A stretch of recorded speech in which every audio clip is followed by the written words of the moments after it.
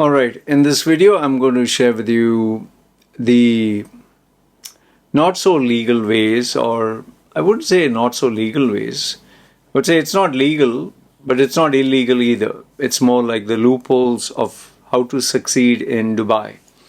And I'll give you 11 points. So watch this video and let me know your thoughts in the comments below. Now, one very important thing.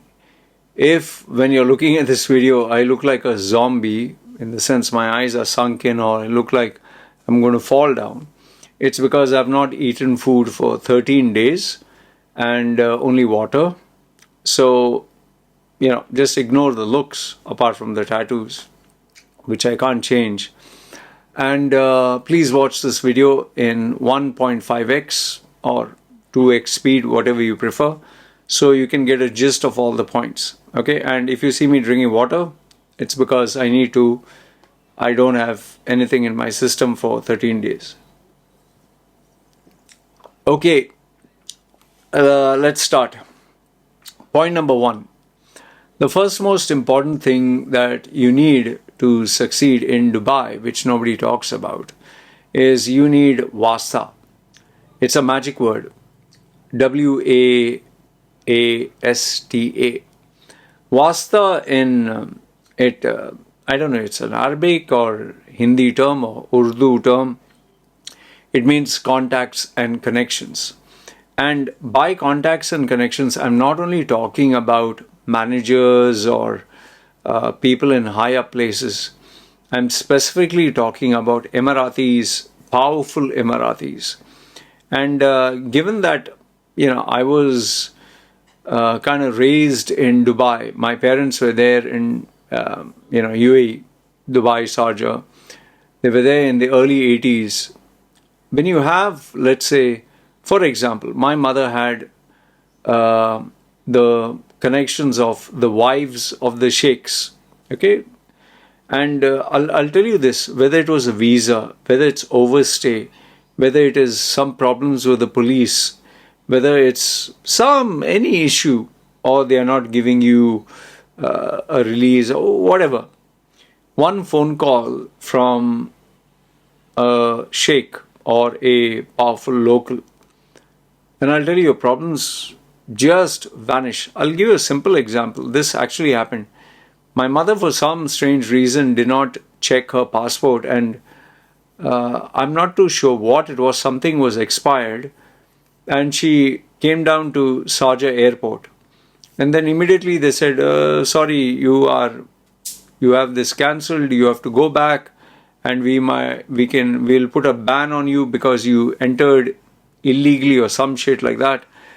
And my mother was really worried, and yeah, the entire family was worried. And all she did was call up her contact, that was that lady, that Sheikha, they call her Sheikha. Sheikh's wife is Sheikha. So she said, no, don't worry, Marif, no, sorry, not Marif. Marif is, I don't know. Marif, anyway, I forgot Arabic. It has been so long. Okay. She spoke to her husband. All the husband did was one phone call to the airport, Sharjah airport, the high authority, whoever. And my mother had to report in the evening, and they said, get ready, you'll be sent back in a plane. This time the manager came down and said, no problem, give me, and okay, Khalas, just make this problem, okay, finish, okay, go. Means she had to sort out the problem. Had it been anybody else, finished. That is one example. The second example which I want to give you is, if you check my 2011 video, now I've searched on YouTube, 2011 Loy Machedo suicide. It was where South Indian businessman who was selling fake degrees in UAE. He does it to this day to Indians and people in the Middle East. When I tried to expose him to the CID, and the media, he managed to intercept, and he falsely put false claims on me and cancelled my visa and got me removed from the country, been sent off. And I couldn't apply because he put a lot of fake criminal cases. He had a contact a sheikh, not sheikh, a powerful Emirati. In order to get this removed, I contacted someone that I knew from many years, a very powerful local who is in touch with many, many sheikhs. He took my visa for which he had applied for, went straight to the manager, the authorities, and whatever the multiple number of bans that they'd given me, or fake criminal charges, civil charges, whatever, he got all of them removed, cleared my name, and I was allowed to come back. Had it been a normal person, your life finished. You can never come back. So the first one is Vasta. It's very, very important. All right. Now, I'm not saying start getting sheikhs, but whomsoever you can get. How you get it, that's left up to you. I knew my ways to get it. You have to search your own ways to get it. But once you get it, I'm telling you, it's like an insurance policy. The second one is UAE is a land of absolute bullshit, for lack of a better word. If let's say you have your little small boy is 4 inches long, they will say it's 12 inches long. If you have $10,000 in your bank account, they'll say I have $100,000. If you have one girlfriend, they'll say, oh, I have more than 100 girlfriends. So people love to exaggerate. People love to bullshit.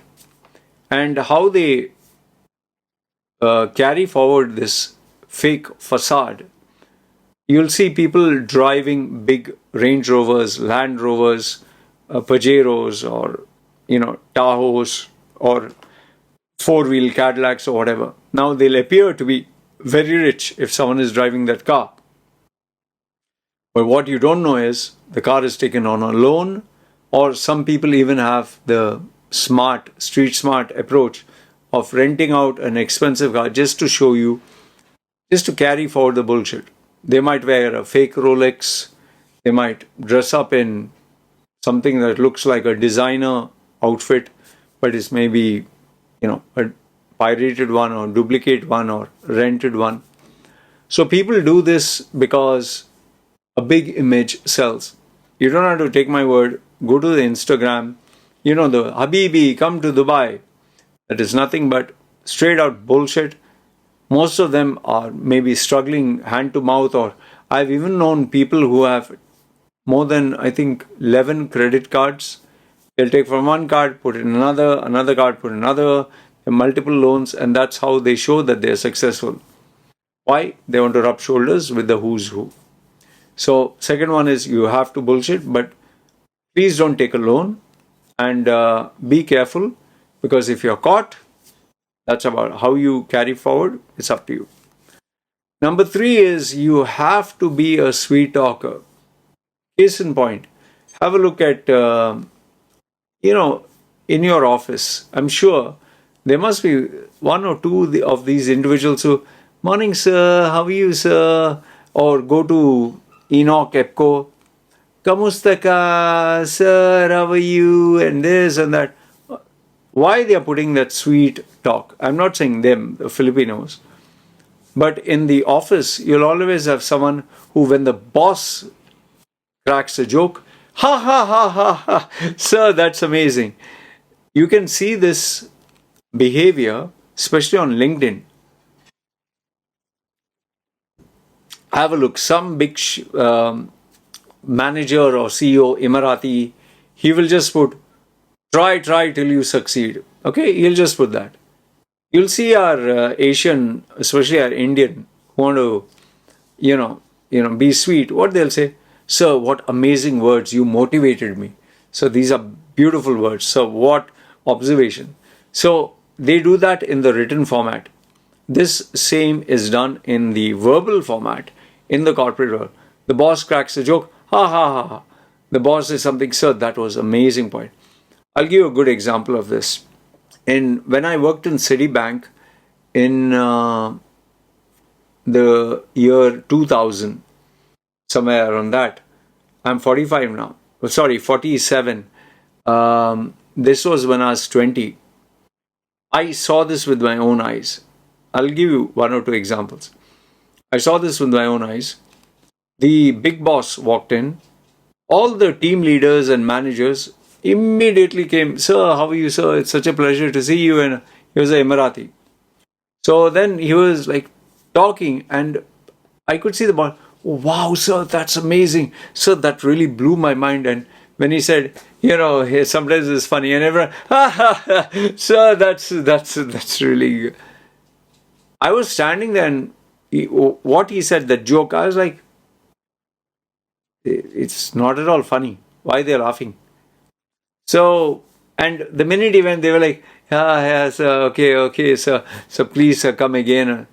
So you need this sweet talking, okay? That's the only way you can succeed. I think, for lack of a better word, it's called ass kissing. You kiss ass, and I'm sure you know some people in the office who do that. And trust me, in the world of politics, in the world of the corporate world, it works wonders. Number 4 is, like I told you, 4-inch, but you say it's 12-inch. You have to show that you're larger than life. And how do you do that is by posting incredible stuff on social media. I'll give you a simple example. On social media, have you seen females who work in Emirates Airlines as cabin crew? What are they? I don't mean to be rude or disrespect them, but yes, they do important work, like if medical emergencies or the aircraft is going to crash, they have to learn all the protocol. But they're nothing but glorified waitresses. Okay? It's a fact. You can't put it in. What are they? Sir, do you want chicken, or do you want veg, or do you want fish? So here's the thing here. Would you like coffee? Would you like tea? They're glorified waitresses, airbound. However, look at their Instagram page. A limitless pool. Oh, I'm having this thing in Bali. I'm sipping a pina colada. They show that, they're living the dream. They're traveling in in the most exotic locations. They're in nightclubs and all that. They get free tickets. So if you get free tickets, obviously you can, go to all these places. You're not paying any money there. And because they get 1 or 2 days. So what are they doing? They are trying to show I'm larger than life. And you'll get to see nowadays coaches and online influencers and Instagram and Facebook. Everyone likes to show my life is perfect. They'll take 100 snaps. They'll choose one snap. They will edit this properly, Photoshop it, and then present it. That is why you'll see girls so flawless. Their beauty is amazing. But when you look at them, they look like hideous. Why? Larger than life. They just want to show I'm perfect. So if you want to succeed in Dubai, show you're perfect. So then when anyone Google searches you, wow, what a successful person. So larger than life persona. Number 5, this is a sad one, but you'll understand what I'm saying. You have to leave your conscience outside.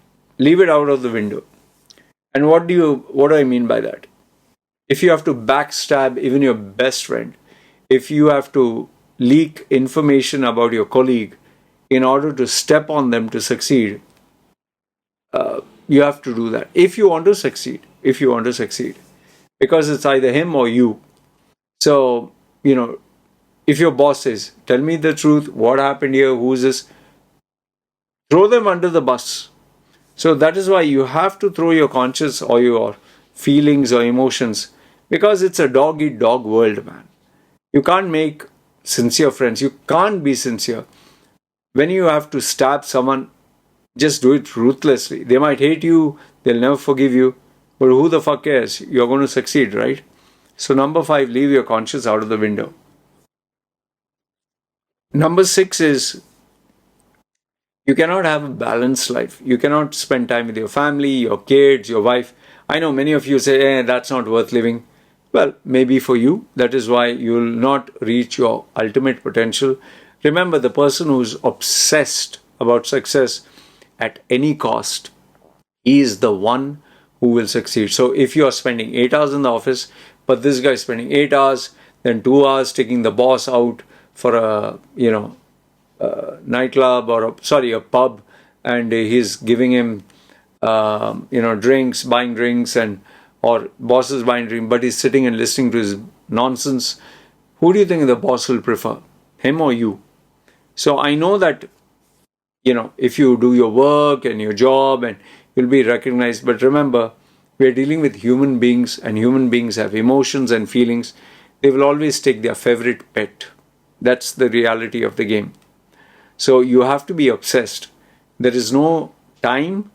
You have to do it 24/7, and you have to literally study day in and out. It's like being a strategist who wants to win a game, like a chess match. So you have to be obsessed with the game, and you have to master yourself until you achieve and get what you want. Number 7, this is what everyone hates, but everyone is involved in. It is office politics. That is the bread and butter. That is, you just can't escape it. It's a bloody reality. So many people say, I don't get involved in office politics. I don't want office politics. Well, guess what? You're in the office. There is politics. You're involved, whether you like it or not. So learn to master office politics, or you'll not succeed. Talking of politics, number 8 is you have to be a politician. What do politicians do? Yeah, I will die for you. We will succeed together. I will, for example, any politician. Biden, I will cancel your debts. I will support the students. We will help the poor. I will cut taxes. And I promise you. Okay? And with a straight face, everything he promised, he'll not deliver. Best example, Obama. Wonderful orator, great communicator. He is one of the worst, according to me, one of the worst presidents. He is a bloody crook. He did so much of nonsense. So, unlike Donald Trump, he's a straight shooter. He'll say things you don't like, he'll be blunt, but then he says and does what he says. So, people like this politician where you give sweet talk, you bullshit, your biggest enemy, you make him your friend, you give promises you don't keep, you use people, every single thing, like just be a politician. Promise them, make them sheep, make them follow you, get what you want, then ignore them. Number 9, even though I mentioned this point before, in the politician, you have to learn how to use people properly. Give them sweet talk, make them do work. Tell them, you are number 1. I'm going to give you the promotion next. You will get, a salary increase. And they will work like crazy. Let them. Whoever is below you, do what it takes to use people. Because I'll tell you, you don't use people, somebody else is going to use you.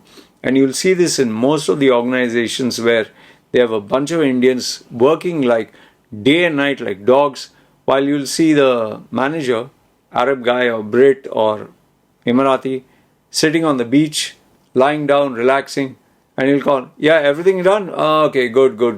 Come on, you are number 1. Don't worry. I'll make sure that you're taken care of. Click, and he'll relax. So, who's working like that? But when the time for recognition comes, he'll be the one attending that ceremony. You'll be sitting at home. This is normally true in construction projects or engineering companies. They will make all the Indians, Pakistanis, Sri Lankans, all the Asians work like dogs, while they will work 5 days a week, maybe 6 hours. They'll come to office late, go early. They'll tell, listen, finish the project. It's important. I want this on my desk. Okay. You'll work, forget 5 days a week. You'll work 7 days a week. You will work 12 hours minimum. And after you finish, sir, we finish. Very good. Number 1, very good. And then when the sheikh comes or when VIP dignitaries come, you don't need to be here. Don't be here on the side. Go home. Today, take a day off. He will stand, take photographs with the who's who, and he will take credit for it. This is exactly what works in Dubai. Number 10 is, you must have noticed, Indians have a habit of nodding. Yes, sir. Okay, sir. Okay. That translated to the international edition, always be a yes man. Your boss wants a yes, sir, I'll do it.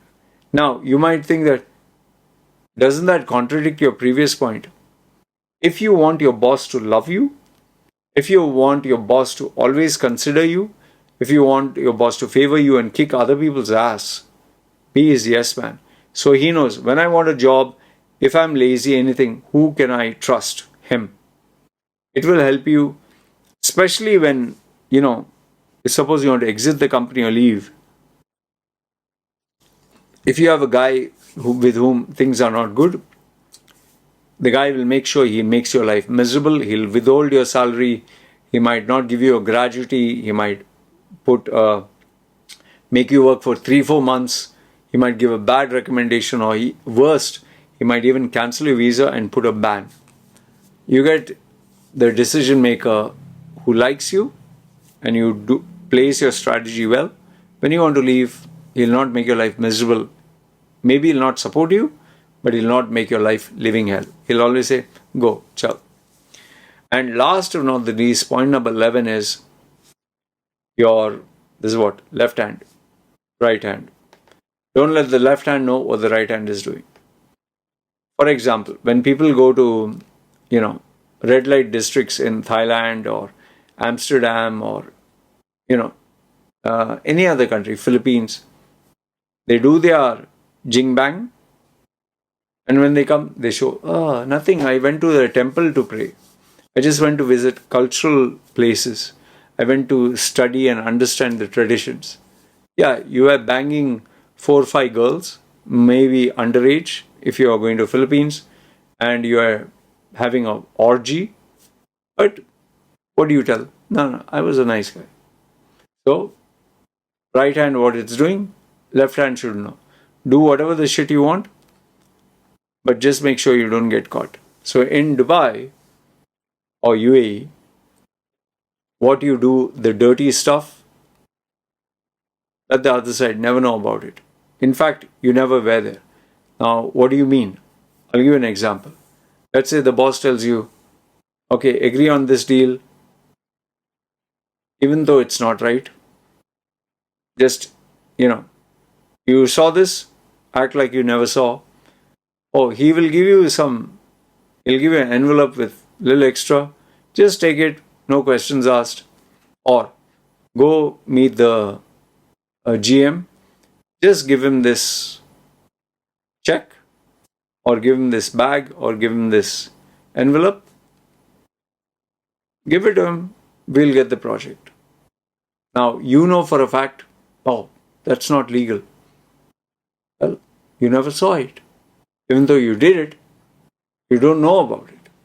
That's what will help you. See, I've given you 11 points. Now, you might say, hey man, this is not ethical, or this is not the right way.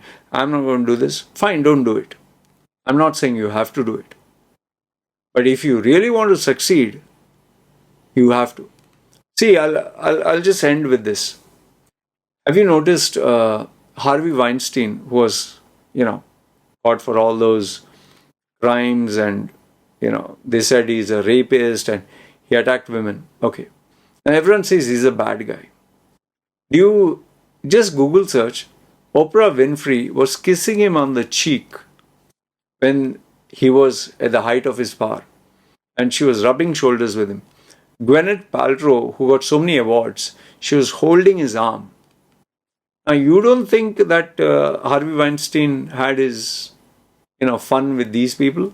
You think they were not aware of his dirty stuff? Forget that. Epstein, with all the presidents, all the powerful people, you don't think they knew what they were getting into? You think nobody knew? Everyone knows. Nobody talks about it. But if you want to succeed and get Oscars and contracts and live the dream, boss, you got to do it. But if you want to be Gandhi, Mahatma Gandhi or Mother Teresa, fine. Be that. You want to spend time with your family, be a good person in the eyes of God, fine. And don't cry when you don't get and achieve your dreams. Remember, all these successful people have a lot of skeletons in the closet which they don't tell. Whether it's Mike O'Hearn, who takes steroids but says is natural, or Rock, the Dwayne Johnson, at 54, he says, natural, I'm natural. People bullshit. People do all this crap. Anyway, if you have common sense and if you are a realist, you'll know what I'm saying is true. But if you disagree, fine. I'm wrong, you're right. Do things your way. Having said that, feel free, comment down below. Let me know where I'm right. Let me know where I'm wrong. And feel free to preach and give me advice as much as you like. And nothing I'll say, oh, look at this freak. Look at this ugly guy. You know, tattooed, whatever. Got banned in UAE. Got kicked out. He's butthurt. Dubai is the #1 place. It is so fair. One jackass put, oh, I worked for Sheikh Zayed. Yeah, right. You are a bathroom cleaner working under Sheikh Zayed. What, were you a CEO? Was Sheikh Zayed asking your advice? I work for Sheikh Zayed.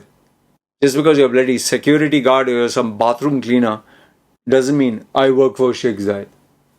Idiots. Anyway, some Indians and many Indians and most of our expats, they love to exaggerate, at least online. Good, bad, ugly, feel free. Let me know your thoughts in the comments below. This is me signing off. You guys take care. Ciao.